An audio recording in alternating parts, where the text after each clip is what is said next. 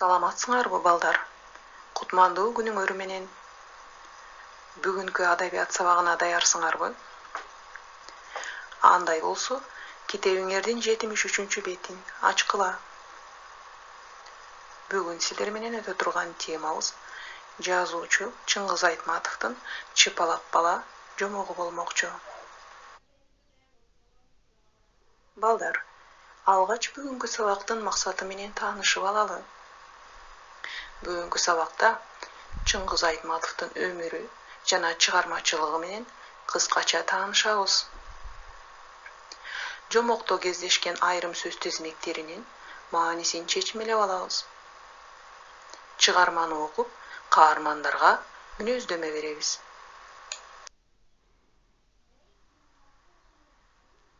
Адегенде жомоктун автору Чыңгыз Айтматов жөнүндө билип алалы.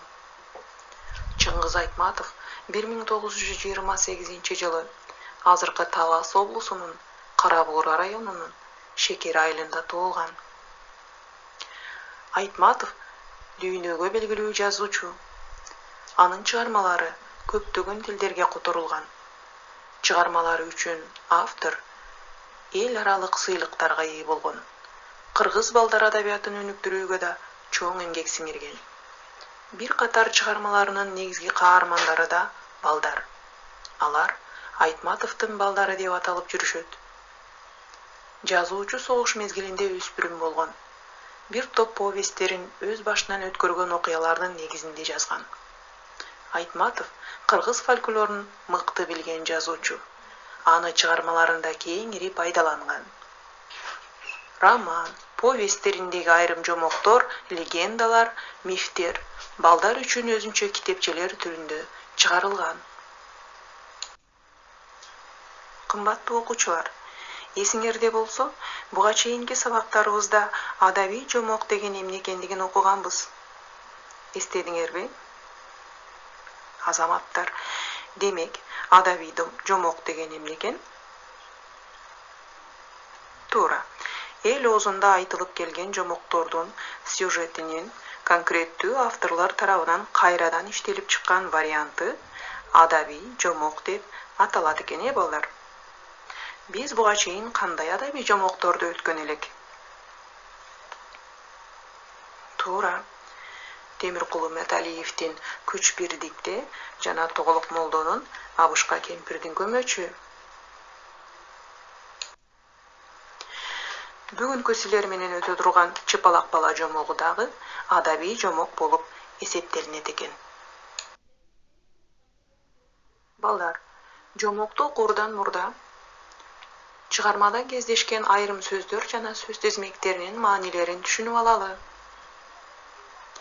Куйругун кыпчуу, коркуп, жалтанып тим болуу, аймап коюу, жеп, жутуп коюу, балээни башына үйүү, өзүнө өзү көйгөй, маселе жаратып алуу. Балтыркан, бул өсүмдүк. Чаңыруу, аябай бийик үн менен кыйкыруу. Чыпалак, эң кичине манжа. Кыргыз элинде адамдын 5 манжасынын ар бирине төмөндөгүдөй айтым бар. Баш бармак, бадал иймек, ортон оймок, оюу чиймек, чып, чыпалак. Эми балдар, жомоктун мазмуну менен таанышып чыгалы. Чыпалак бала. Чыпалак деген бала чыпалакта эле болгон экен. Чыпалак балдыркандын жалбырагына көлө-көлөп уктап калса, ошол жерде оттоп жүргөн төө жалбырак менен кошо аймап коюптур. Төө жутканын билбейт, кепшегенди билет деп ошондон улам айтылып калган тура. Чыпалак төөнүн ичинен чыңырып жардам сурайт. Аны уккан Абышка кемпир төөнүн курсагын жара тартып, баланы куткарып алыптыр. Анан карышкыр жутуп алганы андан да кызык. Бир күнү желип жортуп келатып, Карышкыр чыпалакка жолугуп калат. Келең деген сен кимсиң? Жалмап коеюнбу? Дейт карышкыр. Кой, антпе, дейт чыпалак.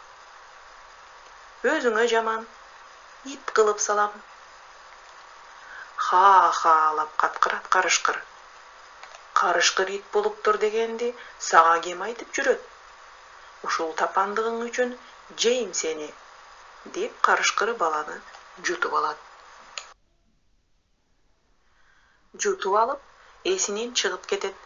Бирок кийин бөрүлүктүн күнүн көрбөй азап тартат.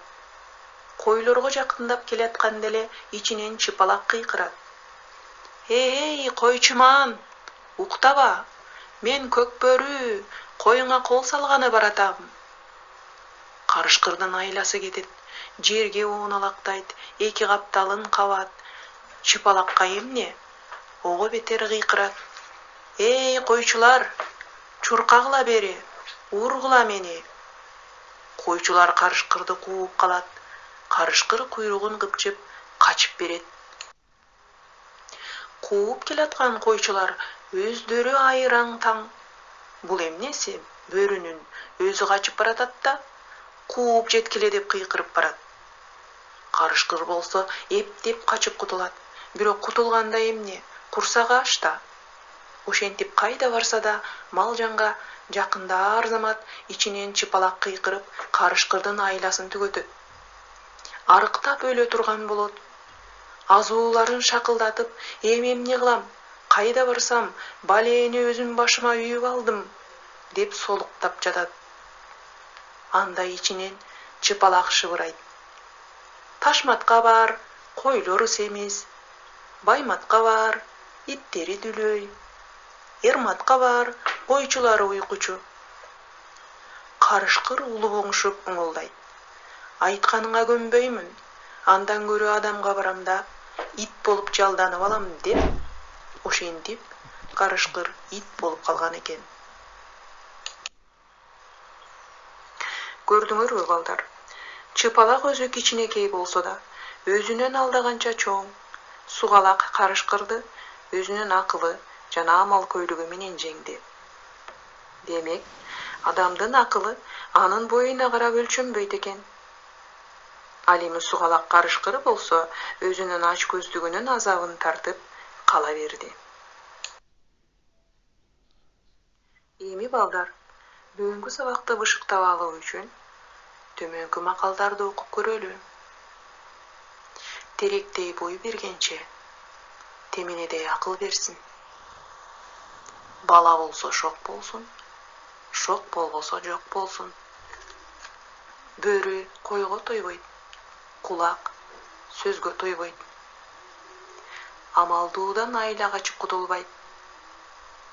Адамдын боюна эмес, акылына карап баа бер. Адамдын түсүн айтпай, ишин айт. Кандай балдар? Бул макалдардын бүгүнкү темага байланышы бар бекен? Байкадыңарбы? Азаматсыңар.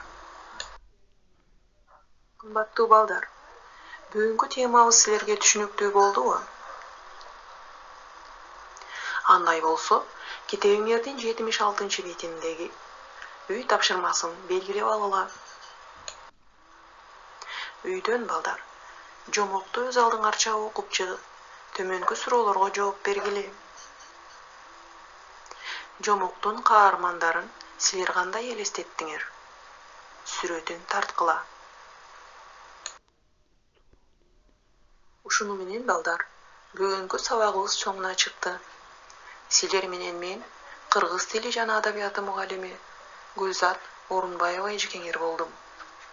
Кийинки сабактардан көрүшкөнчө аман болгула.